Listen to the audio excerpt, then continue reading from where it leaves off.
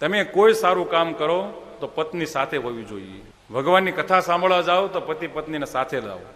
પછી તમે ફરવા એકલા વહી જાઓ, એ પાછું વ્યાજબી નથી હો. પુરુષો ઘણા ફરવા એકલા એકલા વૈયા જાય. નહીં, પત્ની સાથે જોઈએ. ગમે ત્યાં ફરવા જાઓ. આપણે તો કાંઈ નથી કરતા પુરુષો, બહેનો જ છે જે છે એ. તમે કદાચ ₹1,00,000 મહિને પગાર લાવતા હો, પણ બહેનોને કેટલું વહેલું જાગવાનું, બાળકોને તૈયાર કરવાના, સ્કૂલે મોકલવાના, રસોઈ બનાવવાની, કપડાં ધોવાના, મકાનની સાફ સફાઈ કરવાની, કોઈક મહેમાનો આવે એને આગતા સાકતા કરવાની, કેટલું કામ.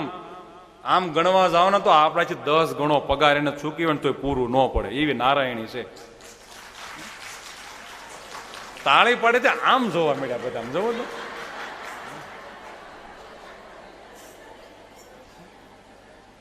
તો માન આપવા મળો, માન આપવું જોઈએ. કેટલું આપણા સંસાર ચક્રનો કાર્યભારનું વહન કરે છે, કેટલું કામ કરે, કપડા ધોવા, આ તે બધું.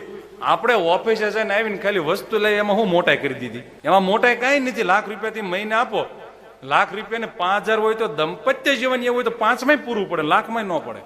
સમજણ વાળું દાંપત્ય જીવન હોવું જોઈએ. સમજણ શક્તિ પૂરી હોવી જોઈએ. તેથી જ્યારે પણ કોઈ દેવસ્થાનમાં જઈએ, કોઈ ભગવાનનું કામ કરીએ કે પછી મનોરંજન માટે ફરવા જાઓ તો પણ પત્ની સાથે જોઈએ.